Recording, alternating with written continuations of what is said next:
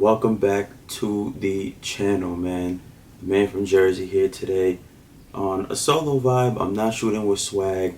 We kind of have, our own personal lives and stuff, and we lock in videos whenever we can with each other. But sometimes you just gotta like carry on the show by yourself. But in today's episode, guys, I kind of wanted to start off with just, I guess you could say, like a light topic, which is how I got into the NBA as a kid and kind of my experience with it growing up. But before we get into that, guys, if you could, man, please drop a like on the video, subscribe to the channel, and even drop a comment, man, because all those things are going to help us out a lot more than you might know, because, we're trying to build up the channel and whatnot. So if you could do that for us, man, please, we would both greatly appreciate it. And with that said, let's get into the episode.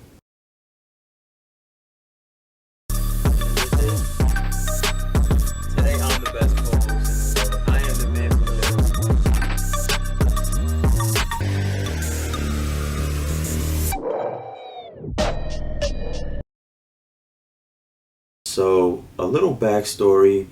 I was born in 1992, in May to be exact, and my earliest memory of NBA basketball actually came in the year 2000.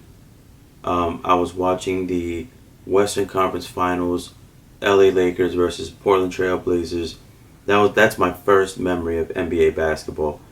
It would come on, I think, like TBS, if I'm not mistaken. This is back in the day, before TNT. I'm pretty sure it was TBS it would come on. And, fun fact, man, the Portland Trail Blazers were actually the first NBA team that I gravitated towards and that I actually liked.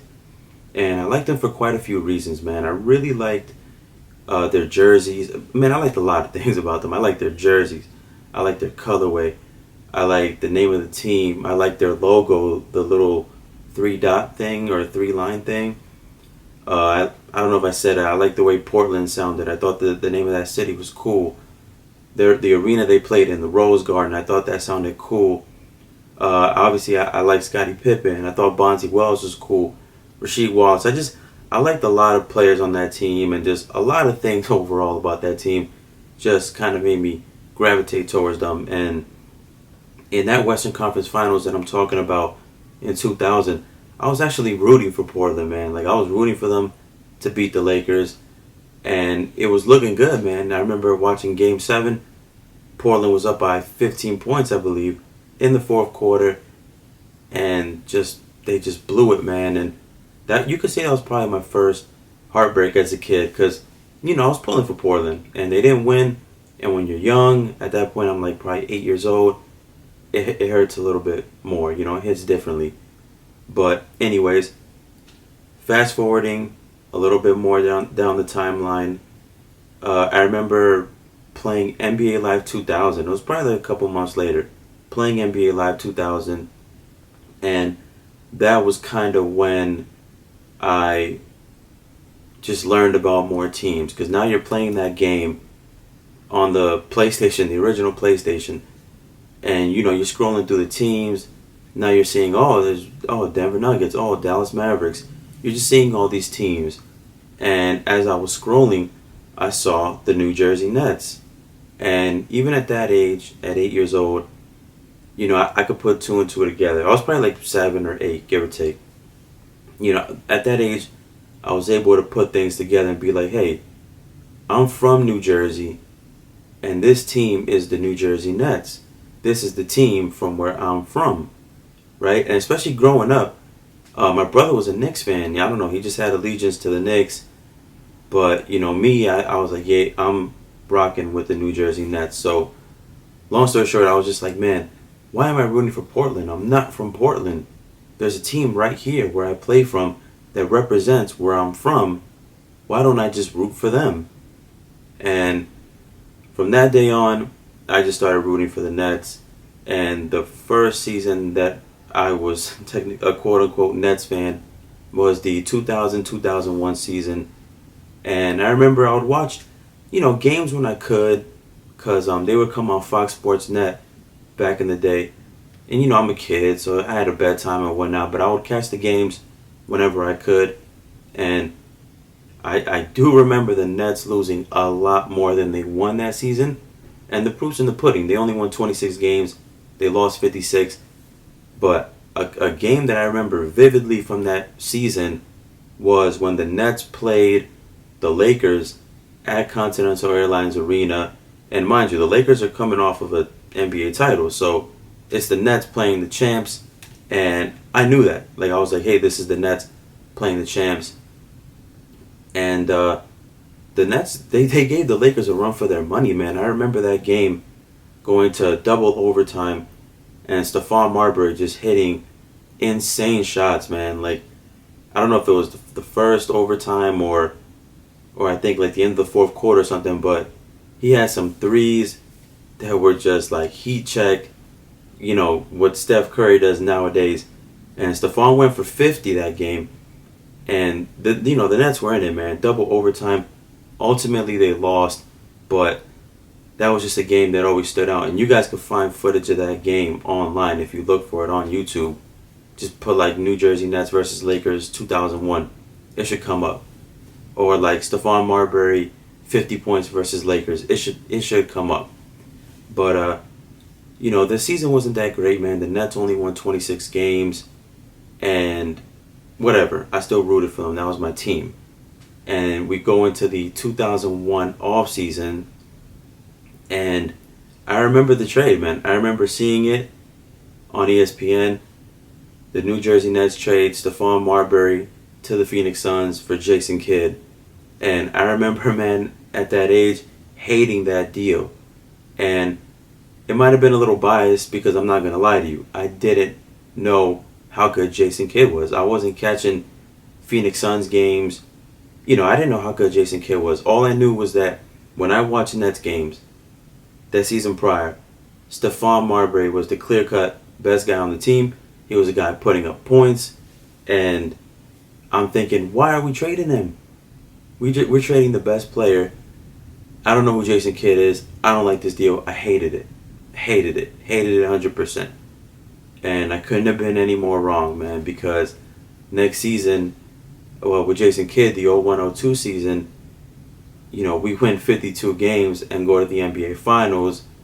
And I'll say this, man, I was definitely a spoiled NBA fan growing up because I was like Portland, losing in the Western Conference Finals, find out about the Nets, liked them for one bad season, and then the next season we're in the NBA Finals. And it's even crazier now growing up to, do your research on Google and Wikipedia and see the history of the New Jersey Nets and just how in their 35 years they didn't have much success in New Jersey. So I literally caught on at the perfect moment. But I would have liked them regardless, man. That was just the team I was rocking with. But, yeah, man, I remember, going along the ride for those 52 wins. And to date, the only 50-win season in Nets history, period. New Jersey and Brooklyn. Only 50-win season in their franchise's history. And, just seeing it, man. Them going against Indiana in the playoffs. The Reggie Miller half-court shot. Being devastated by that. But, we pulled out that series. The 5-game win against Charlotte. And even in the Eastern Conference Finals, that Game 3 loss against Boston where we blew the 26-point lead, I want to say. Devastating, bro. Devastating. And that game happened, I want to say like 2 days or like the day before my birthday, man. So, the Nets lost that game and they went down 2-1 in that series. And my 9th birthday, my 10th birthday, let's just say that was a tough one to process, man. All I could think about in my head was, man, the Nets are down 2-1. How did they blow that lead? I was devastated, bro. And as a little kid, I'm not going to lie to you guys, I'm not on here trying to look too cool for school. I used to cry when the Nets used to lose. That's how much of a diehard fan I was. Some could say, sore loser, crybaby. I don't care, bro. I rocked with the Nets that much. I wanted them to win every game. It was devastating when they would lose. And you got to take into consideration, man, I'm 9, 10, 11 years old around this time when the Nets are going to the NBA Finals. Like, the Nets were practically my life, man. My life was school, on a day-to-day basis was kind of school, come home, do some homework, watch the Nets. That's pretty much what my day-to-day was about from like late October up until, give or take April, May, June, because they're making the finals now. And yeah, it was just, it would devastate me when the Nets would lose. But, needless to say, they pulled out that series against Boston, 1-6, went to the NBA Finals, got spanked by the Lakers. It is what it is. I knew they were playing Shaq and Kobe, so I knew it was like David against Goliath, but still rooted for them. Next season they come back, acquire Mutombo, man. I remember that was good. I knew about Mutombo.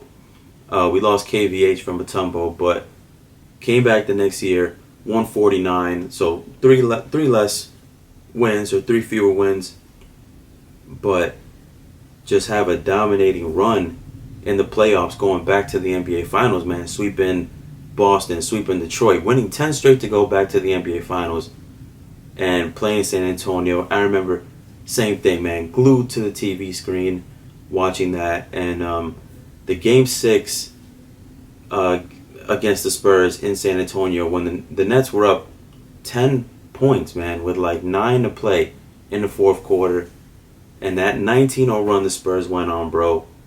That one hurt, bro. And it was funny because I remember watching that game at a family friend's house and in their living room, bro. And I was like the only one watching. Everyone else was, fraternizing, whatever, talking off on the corners in the kitchen, whatnot. I was the only dude in the living room by myself, sat right in front of their big old TV watching that. And that was so tough, bro. I wanted to like break the TV, bro. I'm not lying to you guys here. It was very tough to keep my emotions in check that day. I was out of it, bro. But, we lost the NBA Finals in 2003. But, hey, man, nothing changed. I'm still rocking with my team. And, the Nets enjoyed, some more success even after that. 04, we lose to the Pistons in a hard-fought 7-game series, to the eventual champion Pistons. And we're the only team that forced Detroit the full 7 games. And after that, they blew it up. They traded Kenya Martin. They traded Kittles. They kind of just blew up the team. And, that was unfortunate. And especially around this time, there was all that talk about, the Nets were up for sale. They were trying to keep them in New Jersey and move them to Newark in what is now the Prudential Center, where the New Jersey Devils play. They were going to, I guess just both try to share the arena there, because Continental Airlines Arena was kind of a little outdated and whatnot. They wanted to keep the Nets in New Jersey, but ultimately they couldn't strike a deal with the state of New Jersey. And I think, what was his name, Ratner or something, the dude, he wins, and they're kind of like, okay, we're moving the Nets to Brooklyn, which was just super unfortunate, man. I'm like, yo, this team is back-to-back NBA Finals, finally enjoying success in New Jersey, and now you want to move them to Brooklyn. You know what I mean? It was just it was whack, man. And it's whack to this day. It is what it is, man. I think it's whack to this day. But there was like a great cloud around the franchise at this time, because now we know they're moving to Brooklyn. We don't know how long they're going to take to move them to Brooklyn. They just kind of dismantled a team that was just a year removed from the NBA Finals. And it looked like a rebuild, man. All they pretty much kept was Kidd and Richard Jefferson. They traded Rodney Rogers, Lucius Harris, Kenya Martin, Kerry Kittles, all these dudes, right? Key rotation pieces. And we kind of like did a complete 180 in the 05 season and like swung for Vince Carter in December, and kind of were like, you know what, we're actually not tanking anymore, and enjoyed like 3-4 more seasons of the Nets being competitive with Vince Carter. We didn't go back to the NBA Finals. We didn't have that level of success like the 02 team or even the 03 team, but we were a good team, man. We were competitive, and I was there the whole step of the way, man. And I remember fast forwarding, we lose in 07 to Cleveland in the playoffs, and that following season was 07-08. The Nets just got off to a really bad start, man. Something about the team was just off, and then, we go into February, and they pulled the plug, man. Like, the team was under 500 by a significant amount of games. They pulled the plug. They trade Jason Kidd to Dallas, and it really signaled in just a different time for New Jersey basketball. Like, the captain was gone. The guy who really, really helped the Nets turn around their franchise was now gone. And the next domino that fell was Rich Jefferson. He got traded to Milwaukee for like E.G. Leon and Bobby Simmons. The only dude left was Vince Carter, man. And what happened after that was was dark again, man. We were back to being a losing team, not making the playoffs. We completely just bottomed out in the '09 offseason, trading Vince Carter and Ryan Anderson, bro. And Ryan Anderson, throwing him in. And I knew Ryan Anderson as a rookie had potential. We threw him in that deal to Orlando, and we got back Courtney Lee, Rafer Alston, and Tony Buttie, which is still, to me, one of the worst trades in NBA history. The Nets are literally giving up the two best players and getting back just semi-rotation pieces. And I understand, man. Like, it was a salary dump trade. That's what it was. At that age, at like 17 when it happened, I didn't know. I'm just like, what are we doing? Why are we trading Vince and Ryan Anderson for these guys who aren't, as good as them, right? But now I know. 12 years later, I know. It was a salary dump deal, and there was a lot of hype going on about, the Nets getting LeBron James and whatnot. It was a whole LeBron James sweepstakes. Ultimately, it didn't happen. 09-10 season, we won 12 games, bro. That was the longest, bro, NBA season I ever had to endure, bro. I think we started off like 0-19, if I'm not mistaken. It was rough times, bro. It was very, very, very rough times to be a New Jersey Nets fan. Think about that. 12 wins, 70 losses. And, yeah, man, just, kind of fast forwarding through it, man. The next 2 seasons after that, which was their final 2 seasons in New Jersey, they moved over to Prudential Center. And I went to a couple games, but still the same thing, man. Like, we weren't winning. I think we finished those last 2 seasons with like the same amount of wins. I think it was 24 wins both seasons, like the 11th season and the 12th season. But there was some hope, I guess. They acquired Darren Williams. They still have Brooke Lopez. They acquired like Gerald Wallace and stuff like that. But still weren't winning. And the last highlight I had with the New Jersey Nets was actually going to their final home game in New Jersey. I went with my cousin. It was against the Philadelphia 76ers. We lost, which was like, I guess like fitting way to close it out, I guess.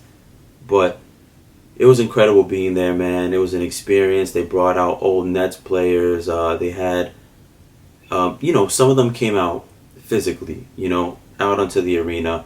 Some of them, like I remember Jason Kidd and Kenya Martin in particular, they kind of, on the Jumbotron, they played these kind of like thank you moments, where Kidd spoke and Kenya Martin spoke and thanked the people in New Jersey for all the time there. And it was heartfelt, man. I definitely shed a tear that night watching that game, because I knew, man, it hit me, bro. This is the last time I get to enjoy the New Jersey Nets as the New Jersey Nets at home. And yeah, man, that was basically it, man. After that, that offseason, they moved to Brooklyn, and things just haven't been the same since then.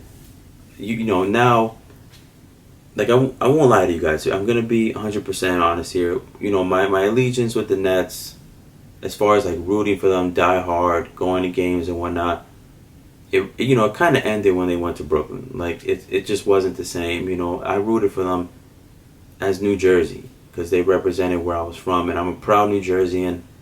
As you guys could tell, man, I got the jerseys behind me. I think I got my Nets hat on right now. And I got this like vintage Nets basketball right here, which is actually an old telephone. It's like a cord phone. Shout out to Swagner for giving me that. I rep the New Jersey Nets still.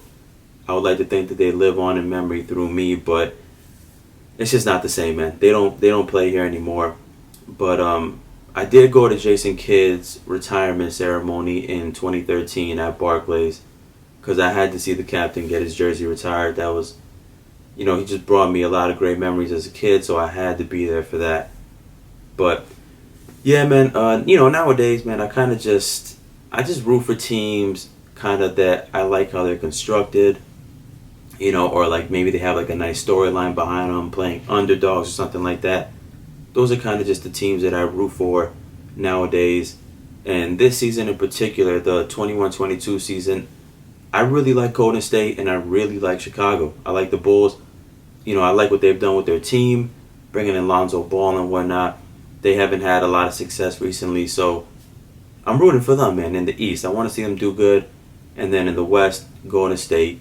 They're kicking ass and taking names right now. I think they're like 18-3, if I'm not mistaken. Um, and yeah, they haven't had a lot of success in the last two seasons with like Klay Thompson going out and whatnot. But I'm rooting for them, man. I want Klay Thompson to come back. Want him to play at that performance level that he had pre-injuries. And yeah, man, that's it. I mean, I don't know who I'm gonna root for next year. That's just kind of where it is now. Like, I don't root for a team die hard like I did with the New Jersey Nets. Like, I don't know if I'll ever get that feeling again. I don't know if we'll ever get a franchise back. Hopefully we do one day, because I do think we could support a franchise. I think, we got a bad rap in New Jersey, but like if you go look at attendance history and stuff like that for a lot of teams, like the Houston Rockets, for example, their attendance history, even when they had Harden, they were winning. It's not like they were like top 5 in the NBA in attendance. They were kind of towards the lower bottom.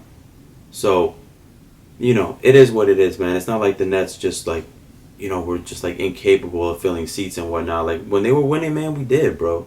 It's just there was decades upon decades of losing, and the Knicks were so close and they were winning, so people gravitated towards the winning franchise and whatnot. I understand, but hopefully one day we can get a franchise back, so I could root for a team as loud and as proud as I did for the New Jersey Nets. But until then, man, just rocking with teams that I like how they're constructed. Who knows who I'll root for next year? But this year, like I said, I'm rooting for Golden State, rooting for Chicago. And I think that's pretty much going to wrap it up for this episode, guys. That's kind of my history, man, throughout my life, from a 7-8-year-old kid up until now a 29-year-old man. How I got into the game, and just a little bit of my memories growing up, and teams I rooted for and whatnot. But yeah, man, that's gonna wrap it up for this video, guys. Please, I hope you enjoyed this, man. I hope you enjoyed this. I'm still getting comfortable in front of the camera and whatnot on like a solo vibe, because I'm used to like the Zoom calls with Swag, and when we do those, at least I'm like looking at him, so I know I'm talking to a person. With this, I'm just looking at a camera. I'm just looking at a camera. And please, guys, if you could, man, drop a like on this video. Once again, subscribe to the channel, and get in the comments, man. Like, let's get a discussion going on, man. I want to know from you guys, just what's your team, man? How did you get into the game of basketball?